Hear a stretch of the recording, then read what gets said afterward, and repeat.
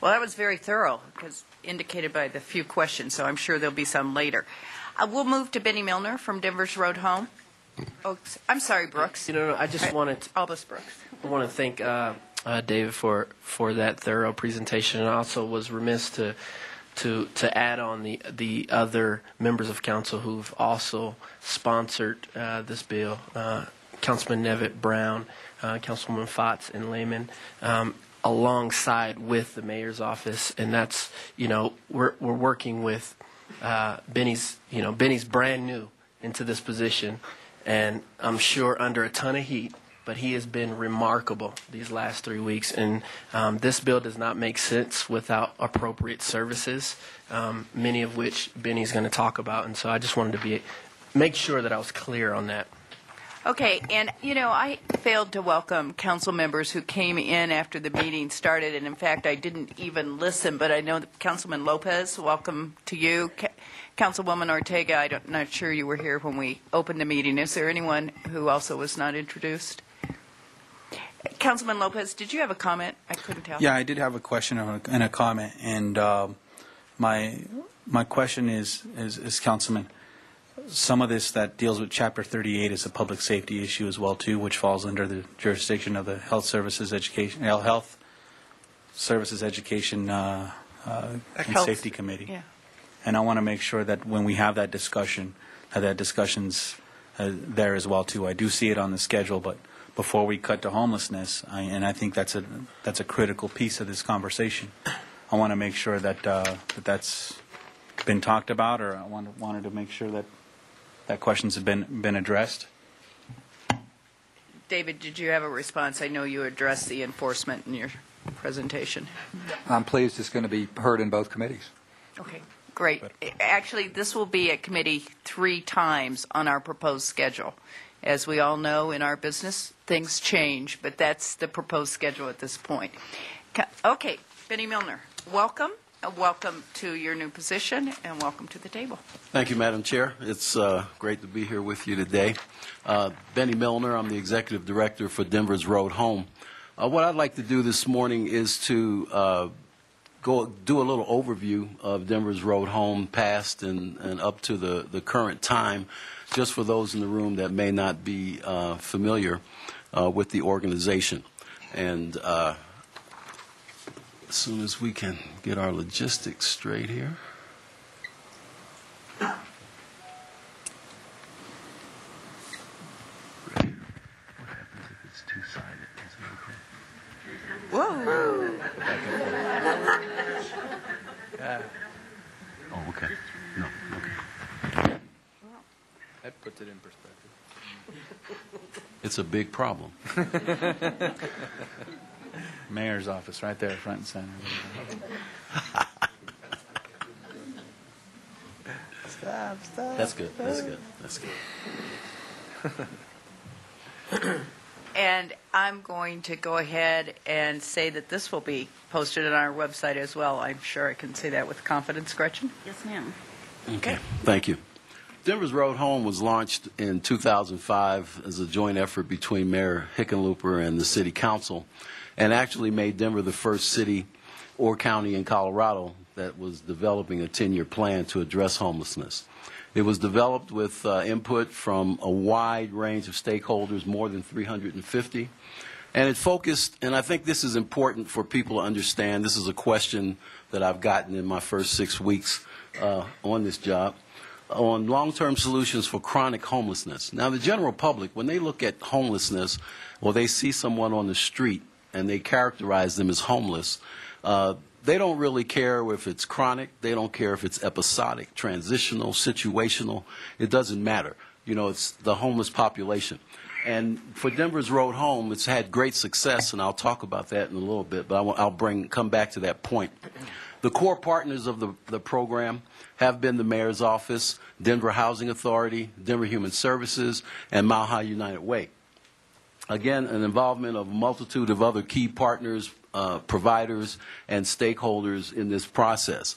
The 10-year plan is not a be-all, end-all. It really formed the organizing framework for the program, and that program has grown and received national recognition over its first 6 years.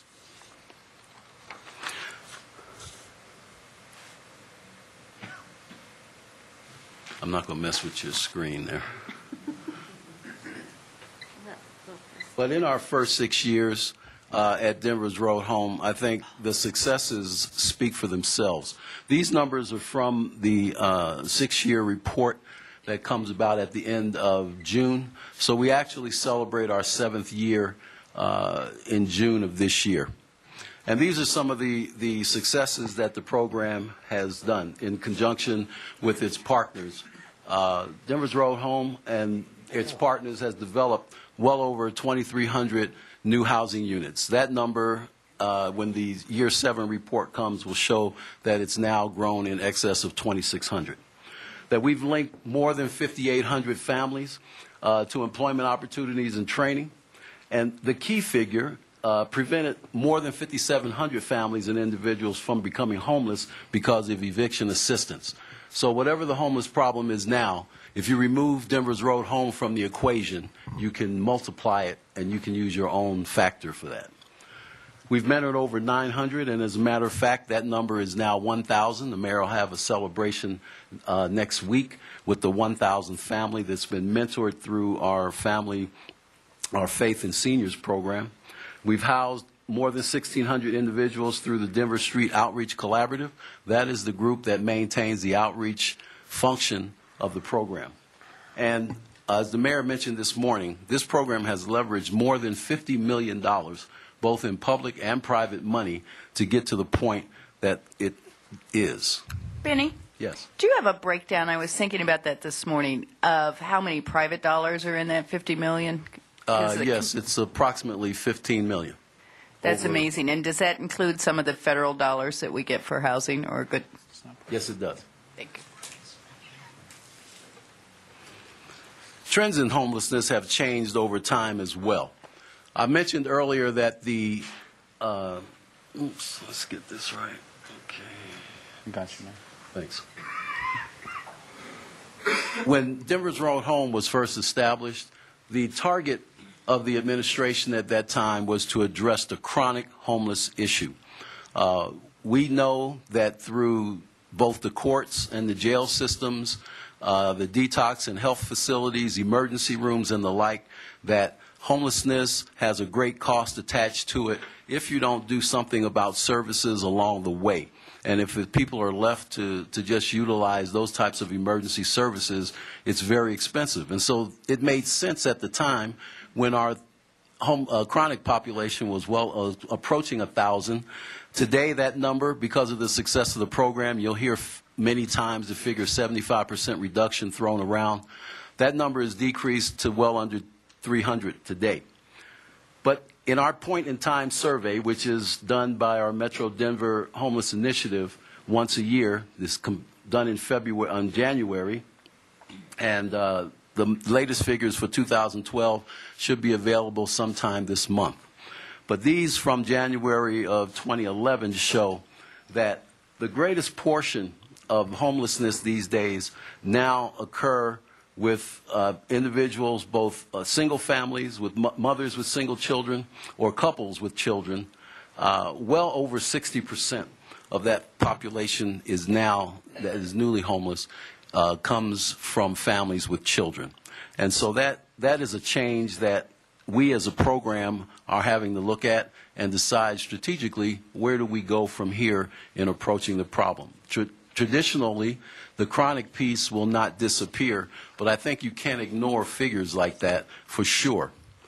There are also times when people say, well, and I've heard, according to this ordinance, that if you pass this ordinance in Denver, aren't you just pushing the problem outside of Denver? It's like squeezing a balloon. If you look at these numbers from our point in time in 2011, 42% of the homeless in the 7-county metro area are in Denver County.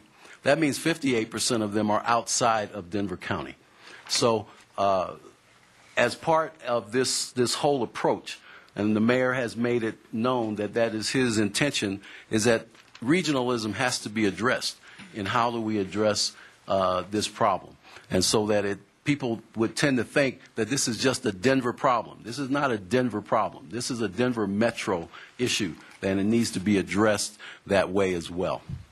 So from Denver's Road Home's perspective, and I need to give that as an overview, we are neither an advocate nor an opponent of this ordinance, because our function and our job does not change. We have a simple job that we're trying to stay focused on, and that is to connect people in need of services with those services. And regardless of what the legislative landscape looks like, we will do our job, and we will continue to pull every function, everything that we can to bring that about. And so that's what we're about.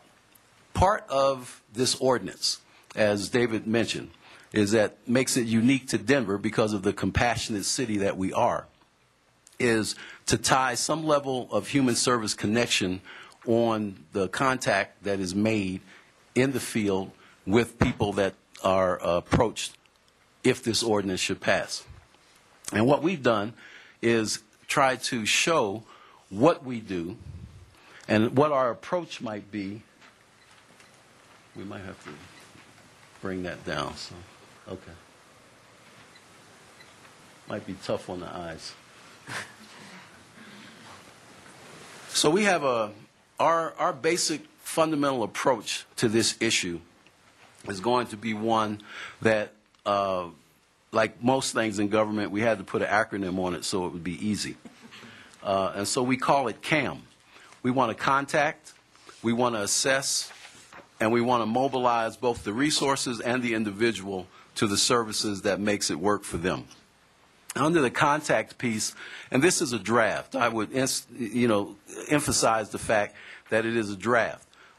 Some things we have worked through, others we have yet to work through, and others are going to require some policy decisions for us to get to the point where we can put it into the system as our way of doing business.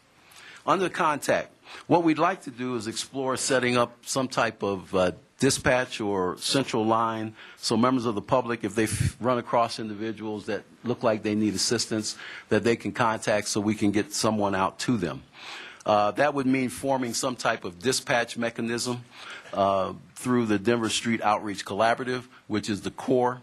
But it's very, very important that in the discussions that we hope to have contract-wise and the like, that the numbers, quite frankly, where we are today, that number of outreach worker is not, we don't have the numbers yet.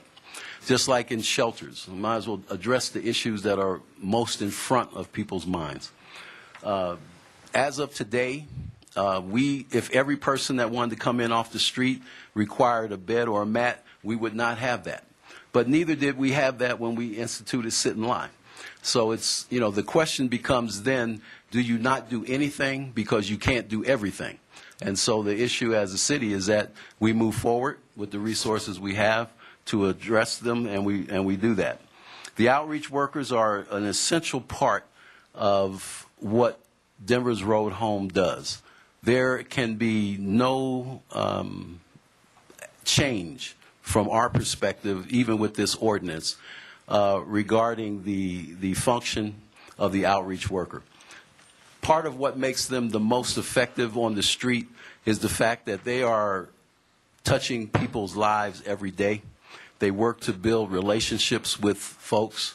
They build trust that allows people that are alienated from a system for whatever reason, someone that they can touch and feel that they can receive services, information, or something that will help them do what they need to do.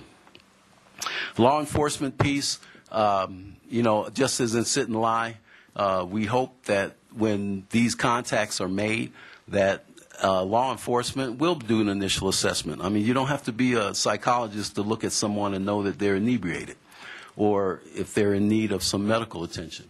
And so, but in those cases where it's determined and the outreach worker is there and we know that they need some level of assistance, we're going to work to try to make sure that they receive that level of assistance to get them toward services, which eventually will move them toward our main goal, and that's a housing first approach. as we try to move folks towards self-sufficiency. In the assessment piece, the outreach workers, we hope that they would use a vulnerability index that would determine what that morbidity risk is. Because different people have different needs as you meet them on the street. And again, the experience of the outreach workers are critical in determining what those needs and services that need to be brought to bear are. Resources are available. Again, CARES in the detox unit if that's the need. Denver Health for medical emergencies. Our shelter network that we have in place now. We have motel space for particular categories of folks, families with children, unaccompanied females, and those types of folks in need of short-term shelter. Transportation needs need to be worked out, and to look at who the impacted individuals are. We do not want to put outreach workers in a position of being enforcement officials. That's not what we have them for. It's important that we understand that in the moving forward with this ordinance. And so we will mobilize people, we will mobilize resources to deal with it through emergency shelters, day shelters. We have special population shelters for respite care, for HIV/AIDS, and for sex offenders. We have domestic violence shelters, and we have a list of those that we'll have as part of our protocol approach that outreach workers would have. And so our other services, and I think it's important, that we don't miss what our primary function in Denver's Road Home is, and that's to move people to sustainability. And the only way you can successfully do that is to stabilize an individual's place concerning their housing. Housing is first. You move them towards services that help them toward employment, medical, mental health issues, whatever the need is. But you have to get them stabilized first. And so as a city, we've made a very strong effort, both with public money and with private money, for comprehensive services of employment and long-term mental health pieces, substance abuse treatment. They all have to be a part of what we do.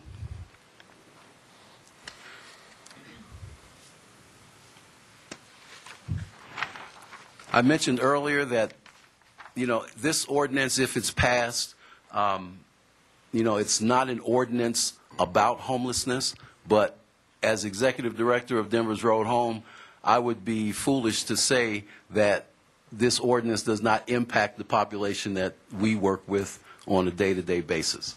And part of what we need to do is look at the need for additional shelter capacity. And however we have to look at that, we have our current overflow status with the Salvation Army's function at Crossroads. The Denver Rescue Mission has an additional 100 beds that they have under that same status. The faith community has really stepped up in this operation. Particularly, I just give shout out to the Chum Ministries for their efforts in the pilot program to really work with single women particularly. And so, again, resources are going to be needed to bring to bear. We think that one of the things that need to be considered is a 24-hour, I like to call it a rest and resource center, not more so than a shelter. I sometimes describe it, people look at me a little strange, as the St. Francis Center on steroids maybe, where you could have drop-in services in the day, where you have hygiene and laundry services, employment, and possibly medical services all available as well. It could be partly a shelter. It could be transitional housing. There's a lot of creative things that could be looked at regarding that. But the number one issue is that if we doubled shelter services today, that we still wouldn't have enough to meet the needs of everybody in the city. The other part of resources that would have to be looked at throughout this piece, you guys need some more of these, is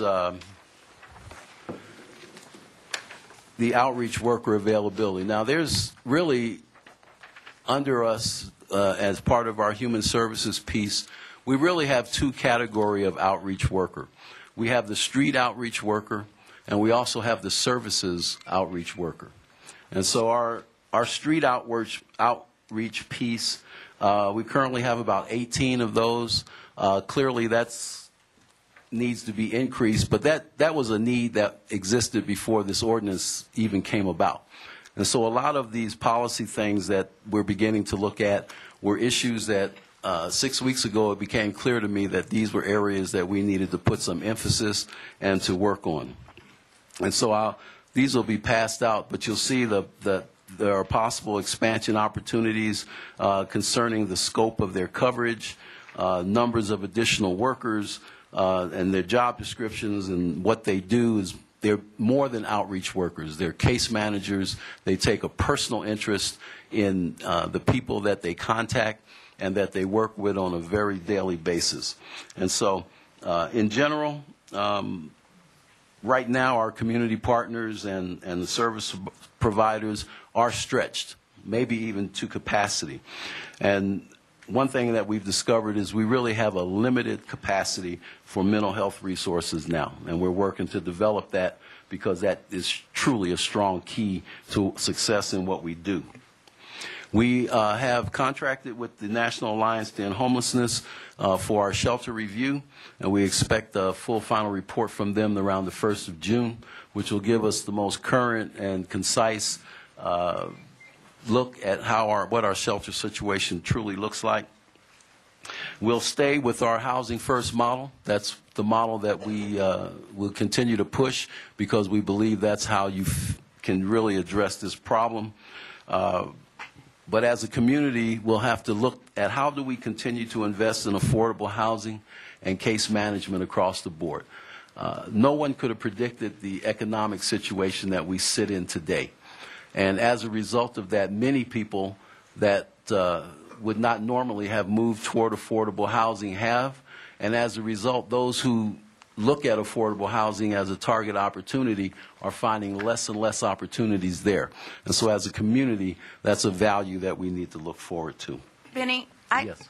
we have so much on the agenda, and I think you've got an excellent two-page sheet here. I saw one question from Councilman Lopez. Would it be okay with you if we break for questions now? Because I'd be great with me. in the spirit of seek to understand, we have some representatives of the many people in this room yet to hear from.